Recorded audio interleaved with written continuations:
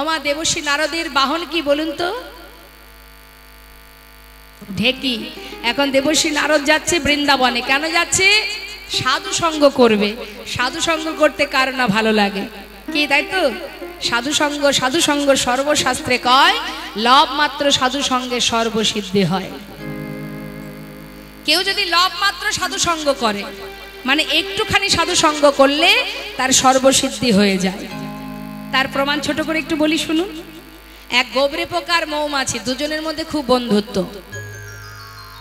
এখন দুজনে বলা বলি করছে, বন্ধু এই বন্ধু, বলি তোর আমার বন্ধুত্ব বহুদিনের, কিন্তু আজও পর্যন্ত না তুই আমার বাড়িতে গিয়েছিস আমি তোর বাড়িতে গিয়েছি। একদিন তো যাওয়াই যায়। হ্যাঁ নিশ্চয়ই যাওয়া যায়। কি গো মা, যাওয়া যায় তো? বন্ধুত্ব থাকলে তো হবে না, একটু তো বাড়িতে যাতায়াত করতে হবে। তা কে আগে যাবে? এখন গোবরে পোকা বলছে মৌমাছিকে, এই বন্ধু তুই আগে আমার বাড়ি চল। মৌমাছি চিন্তা করছে ওর বাড়িতে গেলে, গোবরে পোকা কোথায় থাকে? গোবরে থাকে তো।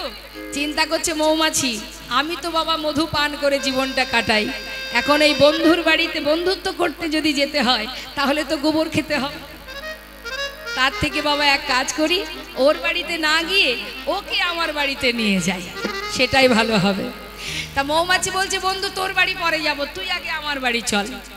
গোবরে পোকা বলছে ঠিক আছে যাওয়া যাক। এখন মৌমাছি গোবরে পোকাকে পরের দিন গুছিয়ে নিয়ে গেছে। নিয়ে গেছে কোথায়? মৌমাছির বাড়িতে। মৌমাছির বাড়ি কোথায়?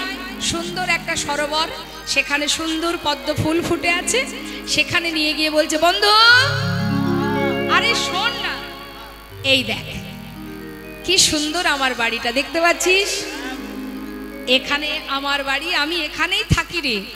আর এই যে ফুলগুলো দেখছিস না, এই ফুলের মধ্যে যে মধু আছে, ওই মধু খেয়েই আমার দিন কাটে।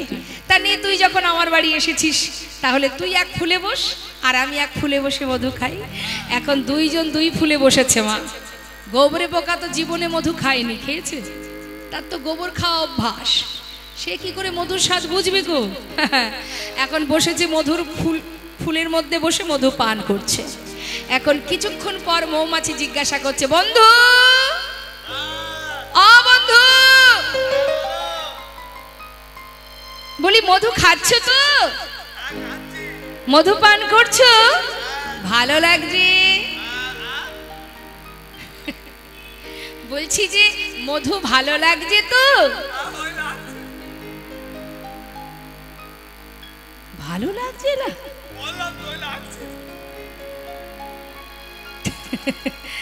জীবনে তো কোনোদিন মধু পান করেনি, বুঝবে কি মধুর মর্ম। মৌমাছি ভাবছে তাহলে কি ওর ভালো লাগছে না? বন্ধু তুমি পান করো, এক সময় ঠিক ভালো লাগবে। আবার কিছুক্ষণ পর, বন্ধু এবার ভালো লাগছে তো?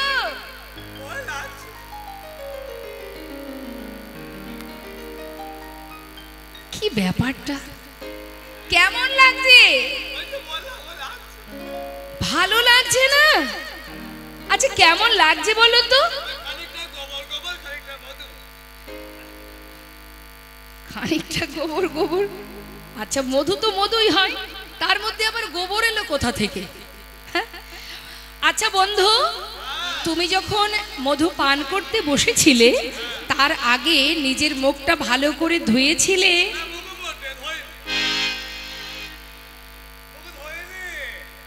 মুখ ধোনি? কেন? হ্যাঁ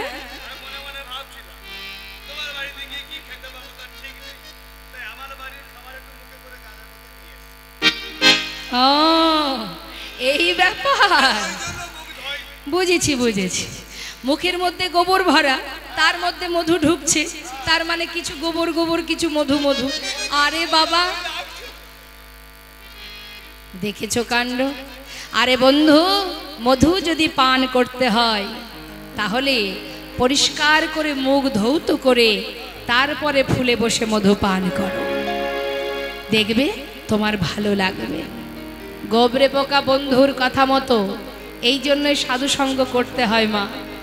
গোবরে পোকা মৌমাছির কথা মতো এবার মুখটা ভালো করে সরোবরে ধুয়ে এবার ফুলের মধ্যে বসে মধু আস্বাদন করছে।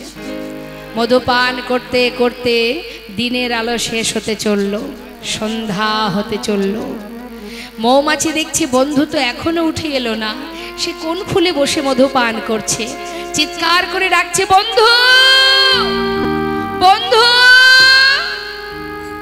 উঠে এসো, ওই দেখো সূর্য অস্ত যায়, এখনই ফুলের পাপড়ি বন্ধ হয়ে যাবে, শিগগিরই উঠে এসো। সরোবরের কোনো এক জায়গা থেকে চিৎকার করে বলে উঠল, গোবরে পোকা এমন করে ডেকো না বন্ধু, মধু পান করতে দাও।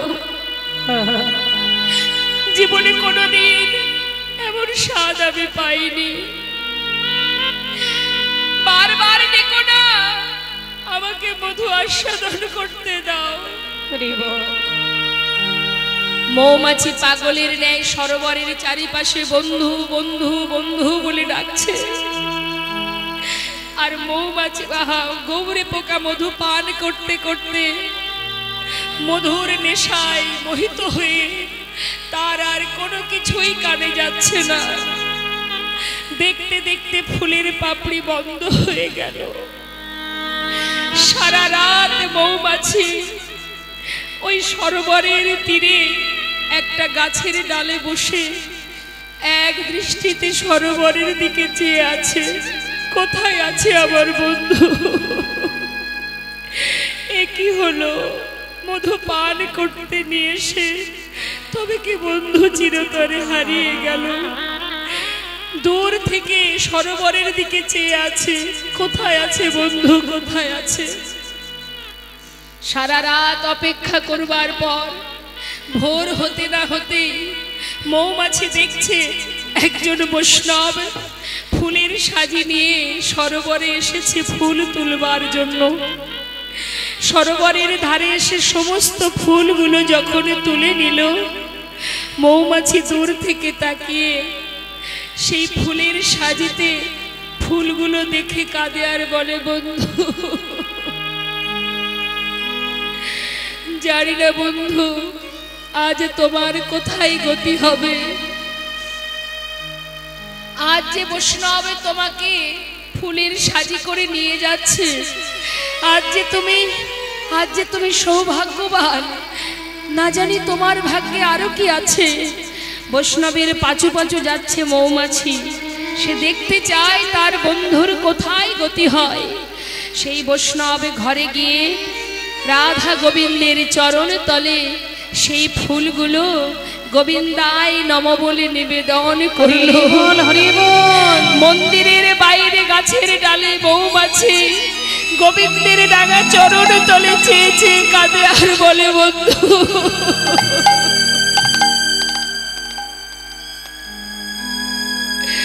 তুমি তো মুক্তি পেলে, উদ্ধার হয়ে গেলে, সারা জীবন মধু পান করেও আমি তো কোনোদিন গোবিন্দ চরণ পেলাম না। এক দৃষ্টিতে মন্দিরের বাইরে গাছের ডালে সারা রাত ওই মন্দিরে ভগবানের চরণের পানে নয়ন দিয়ে সারা রাত্রি মৌমাছির কেটে গেল। পরের দিন সকালবেলা সেই বৈষ্ণব ফুলগুলো গোবিন্দের চরণ থেকে নিয়ে গঙ্গার জলে ভাসিয়ে দিল। মৌমাছি দূর থেকে দেখে কাঁদে আর বলে, বন্ধু বৈষ্ণবের চরণ পেলে, তার স্পর্শ পেলে, ভগবানের চরণে সেবায় লাগলে, অবশেষে গঙ্গার জলে তুমি নিজেকে তুমি উদ্ধার হলে বন্ধু। সারা জীবন মধু পান করেছি ঠিকই, কিন্তু তোমার মতো নিষ্ঠা ভরে ভক্তি ভরে কোনোদিন মধু পান করিনি, তাই তো গোবিন্দের কৃপা পাওয়া হলো না বন্ধু। সাধু সঙ্গ সর্বশাস্ত্রে কয়, লব মাত্র সাধু সঙ্গে সর্বসিদ্ধি হয়। বৈষ্ণবের সঙ্গ করো, বৈষ্ণবের চরণ ধুলি অঙ্গে মাখো। বৈষ্ণবের চরণ ধুলি যদি অঙ্গে মাখা যায়, তাতে যে ভক্তি, তাতে যে প্রেম মিশ্রিত। তাই আজ দেবর্ষি নারদ তিনি বৈষ্ণব সঙ্গ করবার জন্য আজ মনের আনন্দে ঢেকিতে চেপে যাচ্ছে বৃন্দাবনে, সাধু সঙ্গ করবে বলে। মা পদাবলিতে মহাজন বর্ণনা দিচ্ছেন, বিধির নন্দন আজি চিন্তা মনে মনে, বিধির নন্দন আজি চিন্তা মনে মনে, বিধির নন্দন আজি চিন্তা মনে মনে। নারদ চলে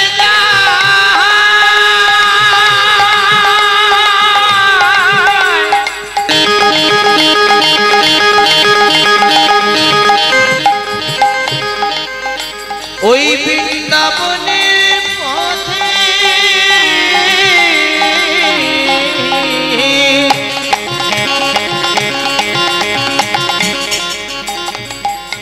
নারদ চলে চলে যা হে বিধির নন্দন আজি চিন্তা মনে মনে, কোথা রহু কৃষ্ণ ভক্ত হেরিব নয়নে, কোথা রহু কৃষ্ণ ভক্ত হেরিব নয়নে। এত চিন্ত দেবী ঋষি ঢেকিতে চড়িয়া, এত চিন্ত দেবী ঋষি ঢেকিতে চড়িয়া, দেখিতে দেখিতে যায় উলসিত হইয়া, দেখিতে দেখিতে যাই উলসিত হইয়া, দেখিতে দেখিতে যায় উলসিত হইয়া। আনন্দ ধরে না, আনন্দ ধরে না, আনন্দ ধরে না, আনন্দ ধরে না, সাধু সঙ্গ পাবে বলে আনন্দ ধরে না, সাধু সঙ্গ পাবে বলে আনন্দ ধরে না, ভক্ত সঙ্গ করবে বলে আনন্দ ধরে না, ভক্ত সঙ্গ করবে বলে আনন্দ ধরে ওই না দেখিতে দেখিতে যাই উলসিত হইয়া, দেখিতে দেখিতে যায় উলসিত হইয়া। চারিদিকে দেখতে দেখতে ঢেকিতে চেপে দেবর্ষি নারদ বৃন্দাবনের দিকে যাচ্ছে। যত বৃন্দাবনের কাছাকাছি এগিয়ে এসেছে মা, বৃন্দাবন থেকে যেন একটা তাপ তার অঙ্গে এসে লাগছে। হ্যাঁ, একটা তাপ লাগছে। সেই তাপটা কিসের? বিরহের তাপ, কৃষ্ণ বিরহের তাপ। যখন তার অঙ্গে লাগছে, সে চারিদিকে তাকিয়ে তাকিয়ে দেখছে যে তাপটা কোথা থেকে আসছে। আমরা পথে যেতে গেলে যদি দেখি যে কোথা থেকে একটু তাপ লাগছে গায়ে, আমরা দেখি না যে এই তাপটা কিসের, কোথাও আগুন লেগে গেল কিনা, চারিদিকে দেখা দেখি করি তো। ঠিক তেমন দেবর্ষি নারদ ঢেকিতে যাচ্ছে বটে, কিন্তু তাপটা কোথা থেকে আসছে সেটা চারিদিকে লক্ষ্য করছে। তপ্তদর্শী দেবী ঋষি চারি পানে চায়, তপ্তদর্শী দেবী ঋষি চারি পানে চায়, কোথা হতে তাপ আসি লাগে মোর গায়, ওই না কোথা হতে তাপ আসি লাগে মোর গায়, কোথা হতে তাপ আসি লাগে মোর গায়। কোথা থেকে তাপ এসে আমার গায়ে লাগছে। চারিদিকে তাকিয়ে দেখতে দেখতে যত বৃন্দাবনের ভিতরে এগিয়ে যাচ্ছে মা, হঠাৎ দেখতে পেল বৃন্দাবনবাসীর সেই কান্না। বৃন্দাবনবাসী কাঁদছে কার জন্য? গোবিন্দের জন্য। তাদের চোখে জল দেখে, তাদের কান্না দেখে, মা যশোমতী, নন্দ মহারাজ সকলের কান্না দেখে দেবর্ষি নারদ মনে মনে চিন্তা করলেন, এ আমি কোথায় এলাম? এসেছিলাম সাধু সঙ্গ করতে, বৃন্দাবনে না এলে তো জানতে পারতাম না। আজ বৃন্দাবনের সবাইকে কাঁদিয়ে আজ গোবিন্দ সেই দ্বারকায় রাজা হয়ে বসে আছে, মহাসুখে দিন কাটাচ্ছে, সবাইকে কাঁদিয়ে কি সুখে আছে সে। বৃন্দাবনবাসী তাকে এত ভালোবাসে। এতদিন আমি ভেবেছিলাম যে আমি তাকে বেশি ভালোবাসি, কিন্তু বৃন্দাবনে না এলে জানতে পারতাম না যে বৃন্দাবনবাসী কত ভালোবাসে প্রভুকে। আর সবার চোখে কাঁদিয়ে, সবার চোখে জল দিয়ে, সবাইকে কাঁদিয়ে তুমি কেমন করে সুখে আছো প্রভু? দ্বারকার রাজা হয়ে কত সুখে তুমি আছো, আমিও না দেখে যাব না। আমার নাম দেবর্ষি নারদ, সবাই আমাকে বলে আমি নাকি গন্ডগোলের গোসাই, কিন্তু গন্ডগোলটা যে আগে থেকে পাকানো থাকে সেটা কেউ ভাবে না। আজ আমি দেখতে চাই সবাইকে কাঁদিয়ে তুমি কত সুখে আছো। দেবর্ষি নারদ দেরি না করে নিজের বীণাকে বলছে, ওরে বীণা, এতদিন যার নাম করেছিস সেই নাম ভুলে যা, ওই নাম আর করবি না। আজ থেকে নাম গাইবি রাধা নাম। হরি বল। নিজের বীণাকে বলছে, বল বল যন্ত্র রাধা নাম মন্ত্র, বল বল যন্ত্র রাধা নামে মন্ত্র যাগ যজ্ঞ ব্রত পূজা কিছু নাহি বলো বলো যন্ত্র রাধা নামে মন্ত্র বলো বলো যন্ত্র রাধা নামে মন্ত্র যাগ যজ্ঞ ব্রত পূজা কিছু নাহি আর বলো বলো বিনে রাধা নাম বিনে বলো বলো বিনে রাধা নামে বিনে আর বলো বলো বিনে রাধা নাম ও বিনে বলো বলো বিনে রাধা নামে বিনে এ ত্রিভুবনে কিছু নাহি আর বলো বলো যন্ত্র রাধা নামে মন্ত্র বলো বলো যন্ত্র রাধা নাম মন্ত্র যাগ যজ্ঞ ব্রত পূজা কিছু নাহি আর রাধা নাম ছাড়া এই ত্রিভুবনে আর কোনো নাম নেই। ওরে বিনা তুই রাধা নাম গাইতে গাইতে চল। বিনা বাজ্যে রাধা নাম গাইতে গাইতে এবার যাচ্ছে বৃন্দাবন থেকে দ্বারকায়। নিতাই গৌর হরি বল। দ্বারকার মহারাজ বসে আছেন সিংহাসনে আর বদনে রাধা নাম গাইতে গাইতে যাচ্ছেন দেবশ্রী নারদ বৃন্দাবনের পথে। তা যাচ্ছে মা, আমরাও সবাই যাব রাধা নাম গাইতে গাইতে লীলার সাথে সাথে। সবাই মিলে একবার দুটো বাহু তুলতে হবে। কই দেখি কার কার হাত আছে, দেখি কার কার হাত আছে দেখি। দেখুন হাত সেগুলোই বাবা, যে হাত দিয়ে ভগবানের সেবা হয়, মা বাবার সেবা হয়, সমাজের কল্যাণ হয়, সেটা হচ্ছে হাত। সেই হাত হাত নয় যে হাত দিয়ে মা বাবাকে চুলির মুঠি ধরে ঘর থেকে বের করে দেওয়া হয়। সেই হাত হাত নয় যে হাত দিয়ে ডাকাতি করা হয়, খুন করা হয়, সেটা হাত নয়। হাত সেটাই যে হাত দিয়ে ভগবানের সেবায় লাগে, যে হাত সমাজের কল্যাণে লাগে, জীবের কল্যাণ হয়, সেটাই হচ্ছে প্রকৃত হাত।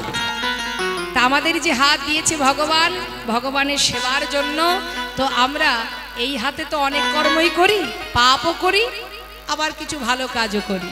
তো আজকের এই সাধুর বাজারে বসে একবার সেই দুটি হাত তুলে, গোবিন্দ সেবার দুটি হাত তুলে প্রাণ ভরে আমরা রাধা নাম গাইব। দেখি সবাই মিলে একসঙ্গে বলিয়ে রাধা রানী কি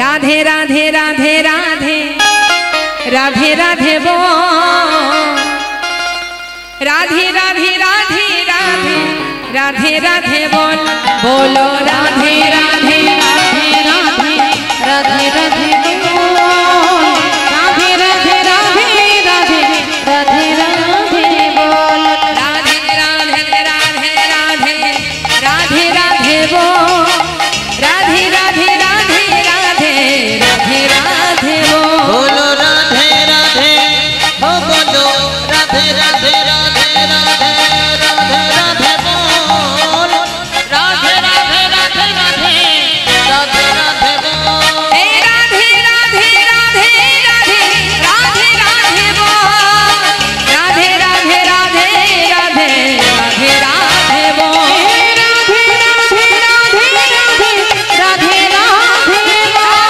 রাধে রাধে রাধে রাধে রাধে রাধে বলো রাধে রাধে রাধে রাধে রাধে রাধে বল রাধে রাধে রাধে রাধে রাধে রাধে বল বৃন্দাবন কি সবাই মিলে রাধে রাধে বলবেন। কেমন? হাত তুলুন, স্বতঃস্ফূর্ত ভাবে বলবেন। তুলুন হাত, জোরে জোরে বলবেন বৃন্দাবন কি। কি হচ্ছে? মন খারাপ? খিদে পেয়েছে? দেখুন না সবাই বসে আছে, সবাই দিচ্ছে সেবা। যদি খিদে পাই সেবা করে আসতে পারেন, কিন্তু এই মুহূর্তে ফাঁকি দিলে হবে না। ফাঁকি অন্য কোথাও দেবেন, এখানে দেওয়া যাবে না। হ্যাঁ, ফাঁকি দিলে ফাঁকে পড়ে যেতে হবে, ফাঁকি দেওয়া যাবে না, কৃপণতা করা যাবে না। কণ্ঠে যতটুকু সুর আছে উচ্চস্বরে রাধা নাম গাইতে হবে। হ্যাঁ, তুলুন হাত। বৃন্দাবন কি একটু জোর হয়েছে, আমার মনে হয় আরো জোর হবে। কখনো ঝগড়া করেছেন? দেখবেন বাবা, ঝগড়া করার সময় যদি বাড়ির কর্তামশাই বলে ও গিন্নি একটু আস্তে আস্তে আস্তে, অনেক দূর থেকে শোনা যাচ্ছে, তখন কি বলে, দূর যে শোনে শুনুক রে যা, জিততে আমাকে হবে, জিততে হবে, যত জোর আছে কণ্ঠে চিৎকার করে জিততে হবে। তা সেই চিৎকারটা আজকে রাধা নামেই তো করা যায়। হ্যাঁ, দেখি কার কণ্ঠে কত সুর আছে, তুলুন হাত। কষ্ট হচ্ছে, অনেকে ভাবছে কে আবার কষ্ট করে তুলবে হাত। আবার দেখবেন বাবা অনেকে হাতে তালি দেয় ঠিক এইভাবে, আমার হাতটা নামা, ঠিক এইভাবে হাতে তালি দেয়, মানে ইচ্ছা নেই, বারবার কীর্তনিয়া বলছে বলে এইভাবে। কিন্তু সেই ব্যক্তি আবার দেখবেন অনেকে আছে যারা হরিবাসরে হাতে তালি দিতে গেলে একটু লজ্জা বোধ করে, আমার এত কিছু আছে, 4টে বাড়ি 10টা গাড়ি, এখন যদি আমি সবার মাঝখানে হাতে তালি দিই তাহলে তার সঙ্গে সমান সমান হয়ে যাব, আমাকে তো একটু উপরে থাকতে হবে। তাই গৌর হরি বল। সর্বনাশটা আমাদের এখানেই হয় মা। অনেকে গর্ব করে বলে আমার 4টে বাড়ি আছে, 10টা গাড়ি আছে, আমার আছে, আমি করেছি, বলে না। আবার অনেকে বলে দেখবেন কোথায় আর ভগবান, মানে যত সময় ক্ষমতা থাকে আমরা কি বলি, ভগবান টগবান নেই, আমি ভগবান, তাই তো। তা এখন মনে করুন 4টে বাড়ি, আচ্ছা এবার আপনারা বলুন, একজন বলছে আমার এখানে বাড়ি, ওখানে বাড়ি, সেখানে বাড়ি, গ্রামে বাড়ি, শহরে বাড়ি, বিদেশে বাড়ি, ভালো কথা। আচ্ছা 4টে বাড়িতে কি একসঙ্গে থাকা যাবে? তাই আবার হয় নাকি? থাকি তো আমি একটা বাড়িতে, ভালো কথা। আচ্ছা একটা বাড়ির পুরো বাড়িটা জুড়ে থাকা যায়? যায় না। তাহলে থাকি কোথায়? এটা আমার ছেলের ঘর, এটা ছোট ছেলে, এটা মেজো ছেলে, এটা বড় ছেলে, এটা ঠাকুর ঘর, এটা রান্নাঘর, আমি থাকি ওই ছোট্ট একটা ঘরের মধ্যে, মানে একটা রুমের মধ্যে। 4টে বাড়িতেই তো থাকা যায়, থাকা যায় না? থাকা যাবে না, গেল। তাহলে ওই 15/20 স্কয়ার ফুটের মধ্যে পুরোটা জুড়ে আমি থাকি? পুরো তার মধ্যে মনে করুন একটা ছোট পালঙ্ক আছে, 6-7 একটা পালঙ্ক, সেই পালঙ্কের উপরে আমি থাকি। আচ্ছা বলুন দেখি বাবা, সেই পুরো পালঙ্কটা জুড়ে কি আমি থাকতে পারবো? এক পাশে। এখন যদি বলা হয় যে তুমি এত বড় পালঙ্কের পুরো জায়গাটা জুড়েই তো ঘুমাতে পারো, তোমারই তো সব, বলে হবে না, আর একজন আছে, আর একজন শেয়ারে আছে, এখানেও ভাগ আছে, পালঙ্কে শোবো কি করে, আর একজন ভাগিদার আছে, তারও জায়গা রাখতে হবে, সর্বনাশ। তাহলে আমার জায়গা কোথায়? মনে করুন আমার 10টা গাড়ি আছে, কোনো গাড়িতে হাত, কোনো গাড়িতে পা, কোনো গাড়িতে মাথা, থাকা যাবে না? বলে দূর থাকবো, চালাবো তো আমি একটা গাড়ি নি, তাই গৌর হরি বল। তাহলে থাকার জায়গা কোথায়? ওই 3.5 হাত, তার বেশি তুমি পাবে না বাবা, পৃথিবীর যে প্রান্তেই যাও না কেন, নি তাই গৌর হরি বল, হরি বল। তাহলে এত অহংকার কিসের, এত গর্ব কিসের? হ্যাঁ, ভগবান দিয়েছে তাই পেয়েছি, আবার যদি সে চাই কেড়েও নিতে পারে, তাই তো। তা আমরা কখনো কখনো অহংকারে হাতে তালি দিই না, লজ্জা সম্মানে বাঁধে। আবার সেই ব্যক্তির বাড়িতে যদি বাচ্চার জন্মদিন হয়, তার বাচ্চার যদি জন্মদিন হয়, বাচ্চাকে খুশি করার সময় দেখবেন হ্যাপি বার্থডে টু ইউ করি তো, তখন জোরে জোরে হাতে তালি দিই। আর হরি নামে এসে হাতে তালি দিতে গেলে আমাদের বড় সম্মানে বাঁধে। সেই পারবে জোরে জোরে হাতে তালি দিতে যার হৃদয় মাঝে কৃষ্ণ প্রেমের উদয় হবে, সে আর তার কোনো হিতাহিত জ্ঞান থাকবে না, কৃষ্ণ প্রেমে পাগল হয়ে প্রাণ ভরে দুহাত তুলে হরি নাম করবে। তাই আজ আমি দেখব সবাই মিলে উচ্চস্বরে কে কেমন ভাবে গোবিন্দকে ভালোবেসে হরি নাম করতে পারেন। দুহাত তুলে রাধা রানী কি, আহা বৃন্দাবন কি, রাধে রাধ যमुना माई की, राधा कुंड की, श्याम कुंड की, गोविंद कुंड की, बिलास वन की, मधुबन की, निधुबन की, केशी घाट की, बंशी बट की, मोहन वन की, माधवी वन की, लौह वन की,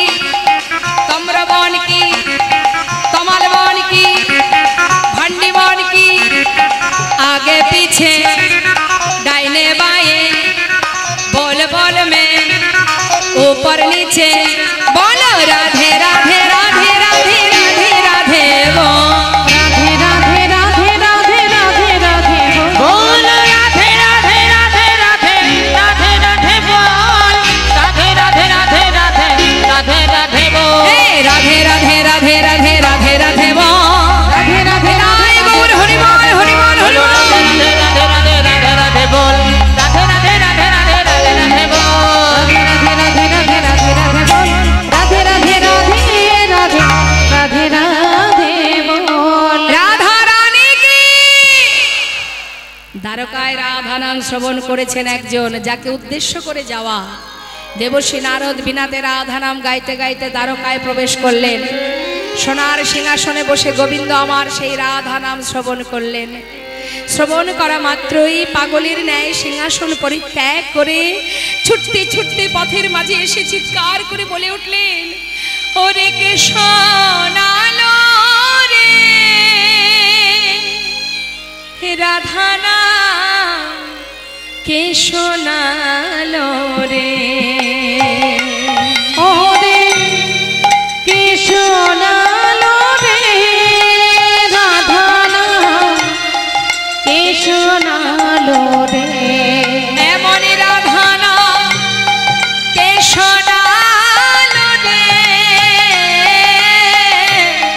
কে সোনালো রে রাধা নাম কি সোনালো রে রাধা নাম কি সোনালো রে ও যার নাম শুনে এ প্রাণ আমার শুনে এ প্রাণ ও যার নাম শুনে এ প্রাণ আমার নাম শুনে এ প্রাণ আকুলি কইল রে কে শোনালো রে ওরে কি সোনালো রে রাধা নাম কি সোনালো রে রাধা নাম কে সোনালো রে রাধা নাম কি সোনালো রে দেবশ্রী নারদকে পথের ধারে দেখতে পেয়ে ভগবান করজোড়ে জিজ্ঞাসা করলেন, দেবশ্রী আমি বুঝতে পেরেছি তুমি বৃন্দাবন থেকে এসেছো, ভিতরে এসো। ভিতরে নিয়ে গিয়ে দেবশ্রী নারদকে আসন পেতে বসতে দিলেন। জিজ্ঞাসা করলেন, গোবিন্দ দেবশ্রী বৃন্দাবনে সবাই কেমন আছে? তারা সবাই কুশলে আছে তো? দেবশ্রী নারদ মুখের দিকে তাকিয়ে বলে উঠলেন, হে মহারাজ বৃন্দাবনবাসী কেমন আছে সেটা না হয় নাই বা শুনলে, সেটা জানার দরকার নেই। তারা যে তোমায় বড় ভালোবাসে, ছেড়ে দাও তাদের কথা।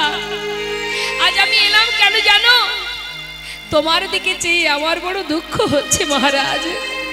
আমার দিকে চেয়ে কেন মহারাজ?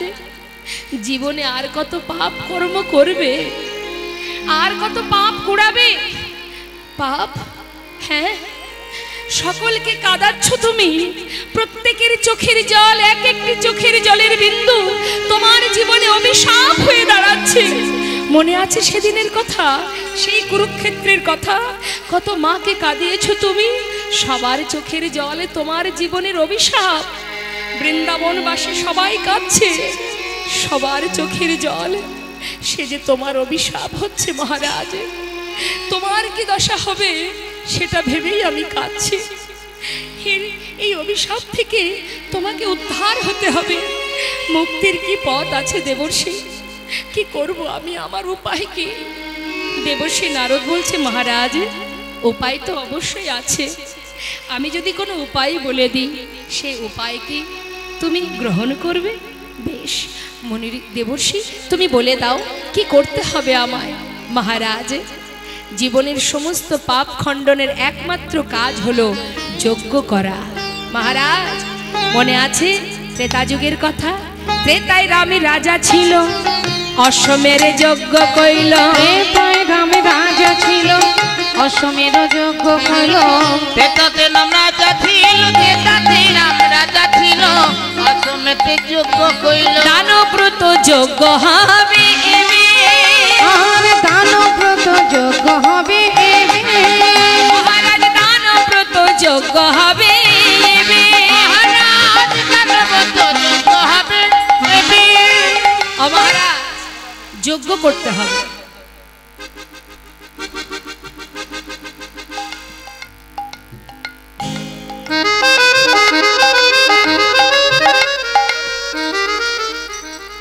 জয় রাধে রাধে, হরে কৃষ্ণ।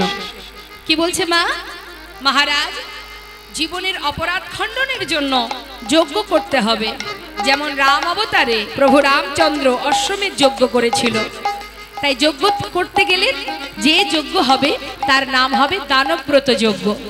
গোবিন্দ জিজ্ঞাসা করছে দেবর্ষি, এই যে যজ্ঞ, এই যজ্ঞের নিয়মাবলী কি আছে? মহারাজ শোনো তাহলে। যে জন যা চাইবে হাসি মুখে দিতে হবে, যে জন যা চাইবে হাসি মুখে দিতে হবে, চাইবে হাসি মুখে দিতে হবে। দান করিবে হাসি মুখে, মহারাজ দান করিবে হাসি মুখে।